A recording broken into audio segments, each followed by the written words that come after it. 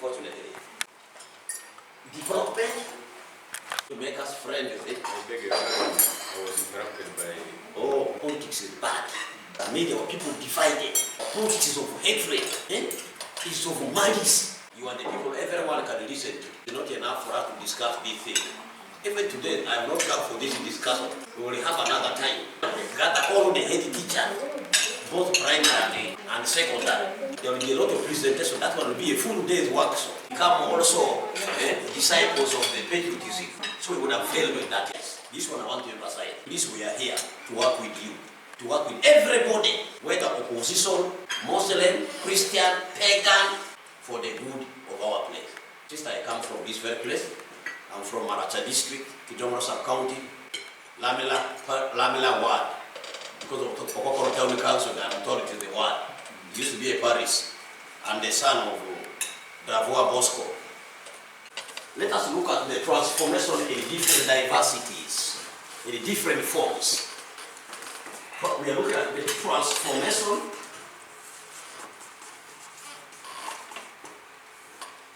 in the sense of socio-economic transformation,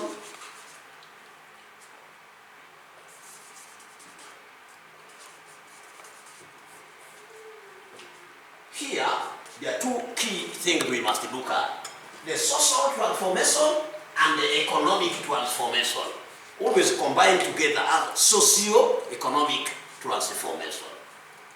Society transitioning in terms of the social way in which people do things.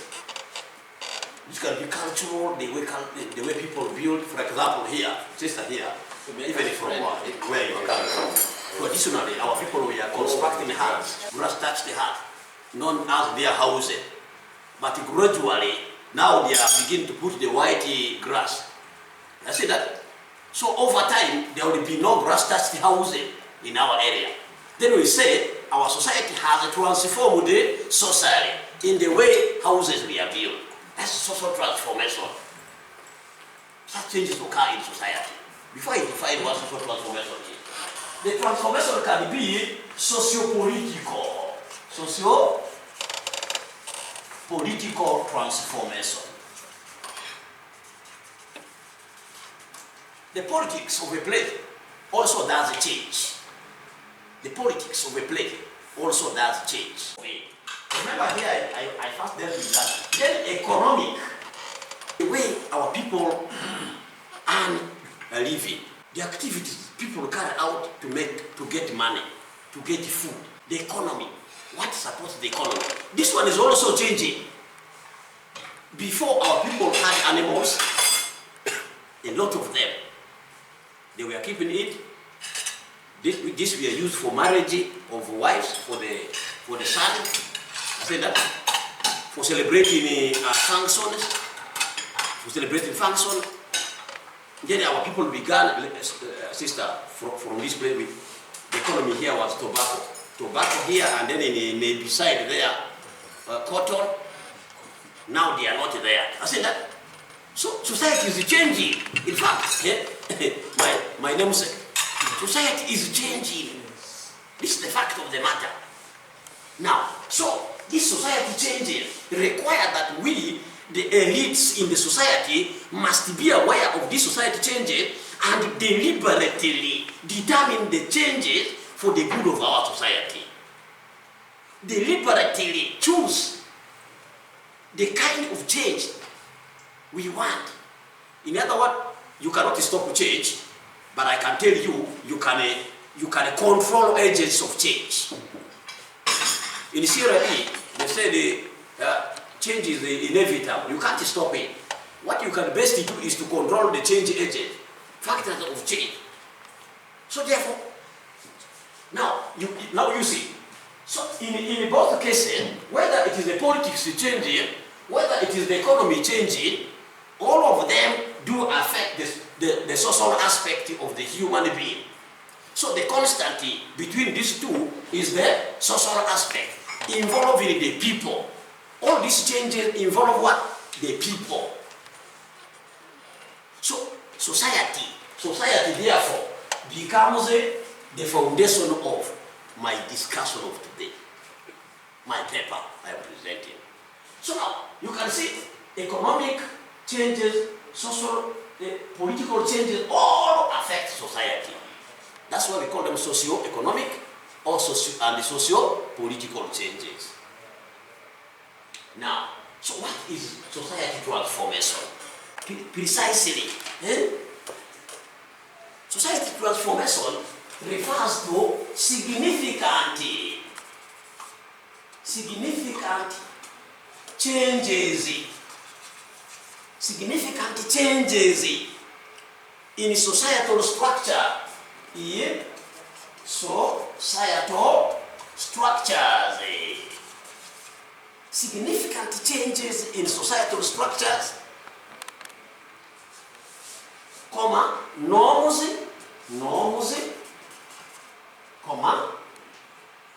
values,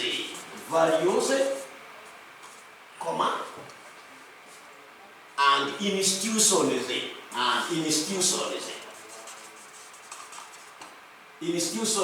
over time.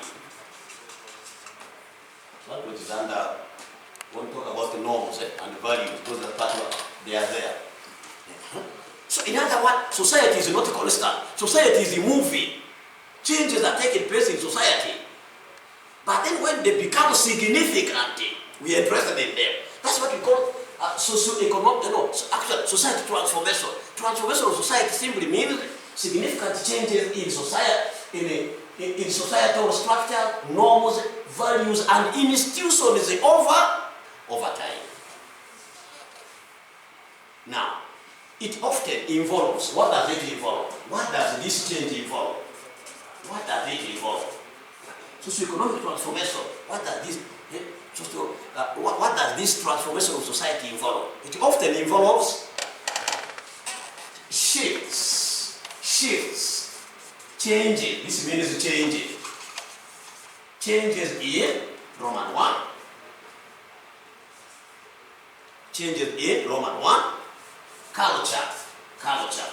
Now when you are discussing culture, even language is there. Social setting is there. Because culture has very many aspects. The artifacts and the exposed value. I think that? The underlying assumptions. So culture has its own level. I don't want to now. I just want to mention culture. When the culture shifts, when the technology, the way production is done in society, when the technology changes, for instance here our people were digging using hand hoe. In the language Aboriginal, I found another hoe, you do like he did. I was surprised. One time I was in Gulu and I was banking with the Baroda. So there was no Baroda bank in Gulu, it was in Lira. So I had to be forced to get a border B to go and get money where? In Lira. So I crossed it there, via Oyamo there. So I found people digging in a very interesting style. That is the technology there.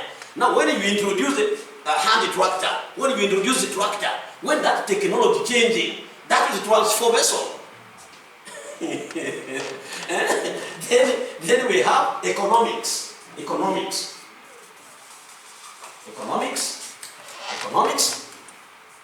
have politics. When the politics, then we have demographics. I want to do demographic. Demographics. Can I flip? Can I flip it over? Demographic changes. Demographics. Yeah. More. Demographics. This one we are talking about population distribution. For example, we are seeing a major change in our society where the majority are young people. Have we prepared enough as society to deal with that problem? Our failure to prepare system is the reason 50 cases are increasing in the Arua city. It means our leaders have not understood that our society is transforming, where we have majority younger people who are doing nothing, and therefore they have become a threat in our own place. Actually, The biggest insecurity in the Arua city here are those people. It is not even a gun violence. Can you imagine? The biggest insecurity, when you arrive here, people will tell you, be careful with your bag, with your phone. Now you can imagine the demographic of how many majority younger people have become what? A curse for us. Now, leading it, all of these things here, when the culture changes, when the technology changes, when the economics changes, when the politics changes, when the demographics changes, all of this lead to fundamentally different social order. What happens is that all of these changes, when all of these change, they lead to what we call fundamentally different social order. They lead to different social order. So the order in society now changes. This is the point. So when all this change, when culture, technology, economics, politics, demography change, they lead us somewhere. They now result in a total, a different, unique social order. This is now where we are. My beloved senior. So therefore, these transformations can be sudden. They can be gradual. Now researchers usually determine that fate. The question then I want to ask her, which is very important indeed. The question I want to ask is, how can one bring about societal transformation? How can one bring about societal transformation?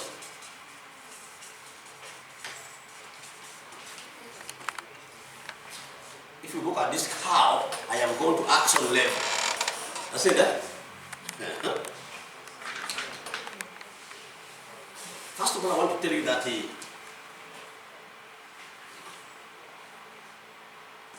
to bring a change in society, it requires multifaceted approach. Multifaceted approach. To bring change in society, it requires multifaceted approach. So I will need to do it with you people, who are actually key stakeholders of the schools where the people I'm supposed to talk to are. So if I come here with an attitude that I will do it alone, I will fail even before I start. Sister, you say that? So, therefore, many stakeholders are needed. Also, and the strategies, many stakeholders and the strategies. You not only use one strategy.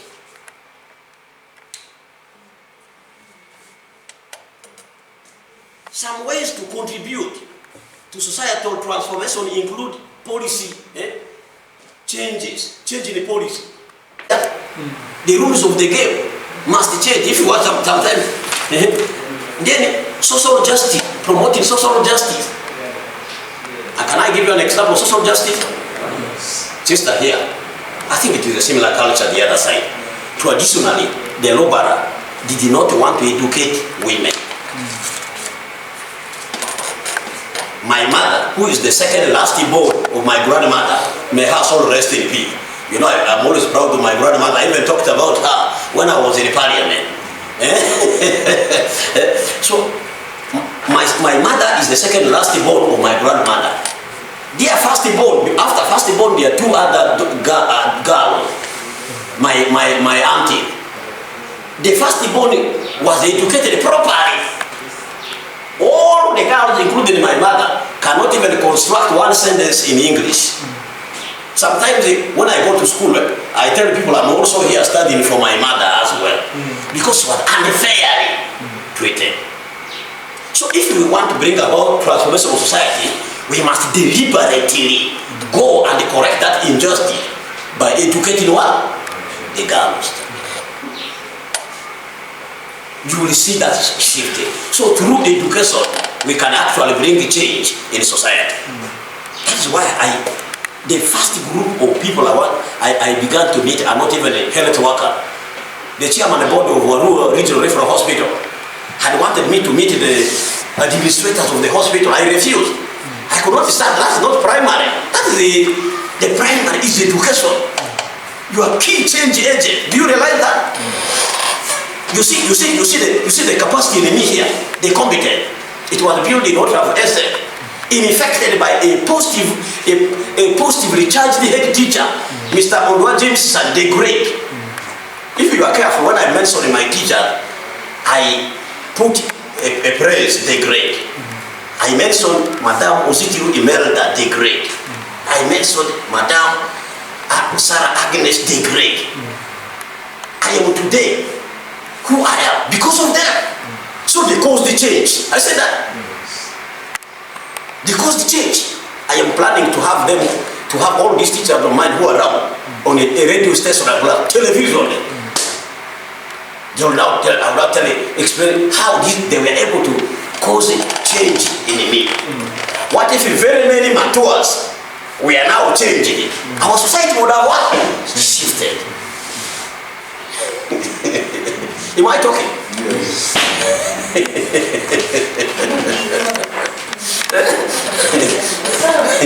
So therefore, so the second question is, who are the change agents in society?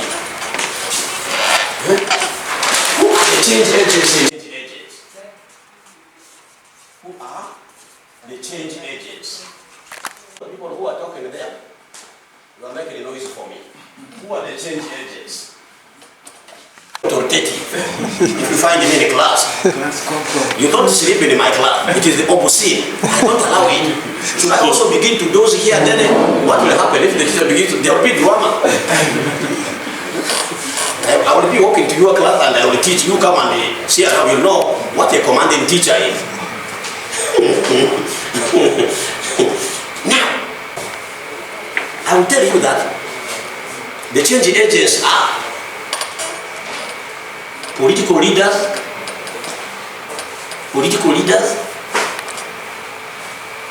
teachers. In fact, where teachers are, you put for me number one. Number one change agents in society actually are teachers, including the mother, who's a teacher by the way. If you have a responsible one, you will know the end product of the offspring. Religious leaders, this would be number two. If you look at our society here, cultural leaders, that become number three. Number four should be political leader. Number four should be political leader. My dear sister, Reverend sister, my senior. In our place here, even in up there, I know the politics of Uganda. Actually, right now, I'm engaged in the geopolitics of Africa. I know the politics of Africa. It is even what our politicians have divided our people. You know, they have torn apart our society. They are almost breaking the last bond of society. So right now, their effect in bringing change is minimum. Because of dividing the people, they cannot mobilize people even to implement the simplest government program. You get the point? One of the reasons government programs are not succeeding is because the politicians have divided people. They have alienated the society to the extent that people can no longer trust them to mobilize it, to even support the government program.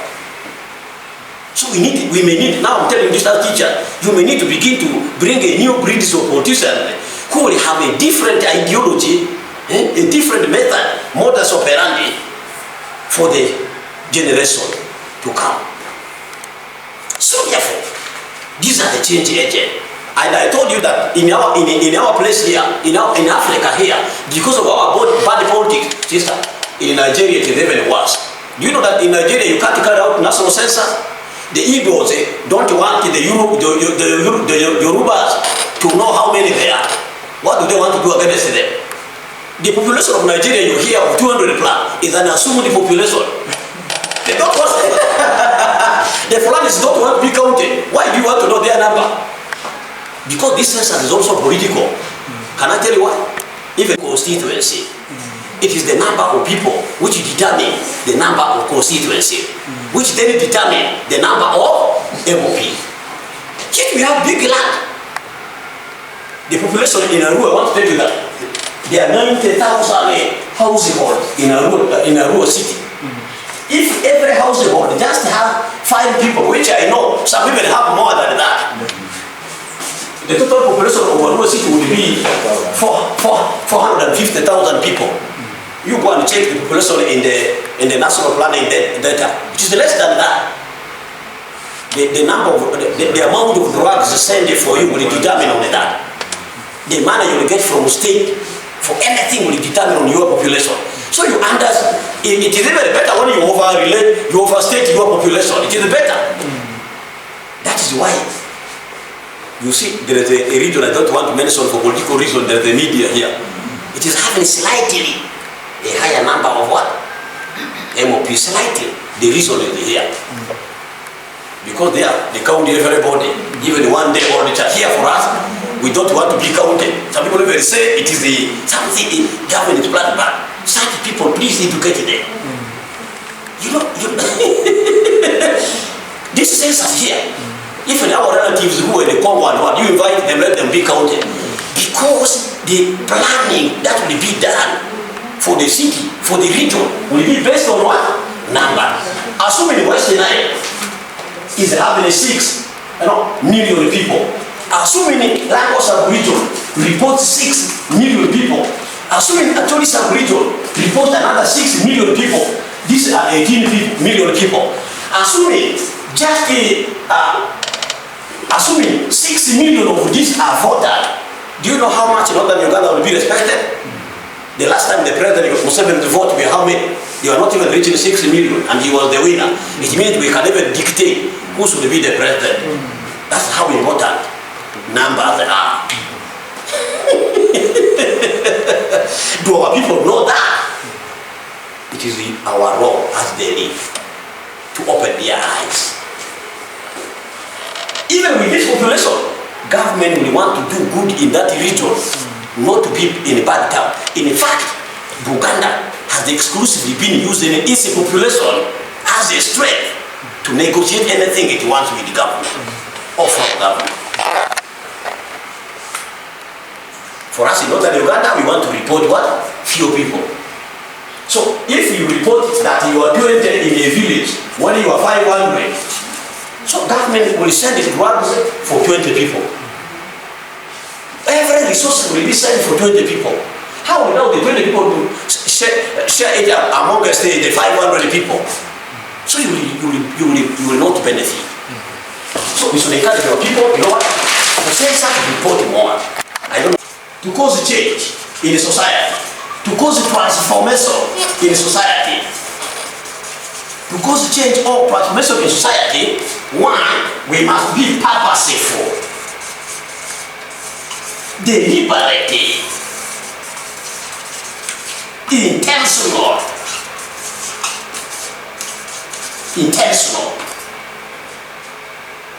We must calculate why we want it like that. Deliberate, purposeful, intentional. Two, we must have right agents of change. I already mentioned for you the agents of change.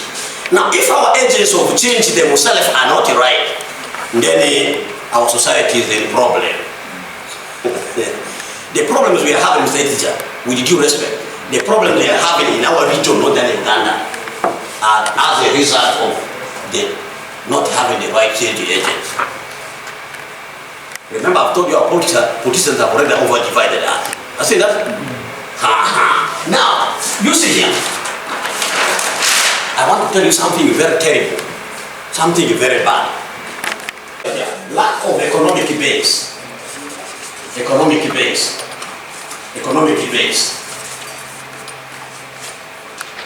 Everything consumed in northern, in the Western Nile and the Acholi sub-region is coming from outside the two regions. They will bring the land here. You will see the hot pepper they will bring. The label is made in Rwanda. Even the hot pepper eaten in Western Nile is coming from Rwanda. Can you imagine? Everything consumed in it. Western Nile produces nothing. Western Nile produces nothing. Produces nothing for sale. Even for the local market. Eggs eaten, Mr. Headteacher, over 900 trays of eggs are eaten in Arua city on a weekly basis, sister. They are being imported from Kampala. Can you imagine? If the 70 schools in Arua city had a poultry that is laying egg, which should be the case actually. You remember, you went into those big schools. They were school farms. If the 70 schools had poultry farm with just 500 layers, birds, with just 500 birds, on average, you can pick 400 eggs per day. Multiply by 70. We would have enough eggs produced here for the local market and even export. So what are we doing to guide the society, which is failing? Am I talking? Milk, meat, everything. So money does not, Mr. Headteacher. The reason we don't have money in circulation here is because we collect the money we have here and take it to the producer. We collect and take it to the producer because we are just consumer. We are supermarket. You get me? Irish potato, onion, even onion, Mr. Headteacher, is coming from Chigesi. Sister, what annoys me, tomato is coming from Rwanda. This carrot we eat is coming from Kenya. Yet the soil we have in northern Uganda is the best for carrot. So therefore, I have called you my senior. You are my senior. I give you the respect. I have called you to annoy you with this thing. That please, I want us to work together with you to socio-economically change our society. So I have therefore invited you here to be agents, to be disciples of socio-economic transformation of our society. It starts from where you are, with your education. Because if the person is not informed, what will that person do? Having said that, at this point, I therefore want to stop here and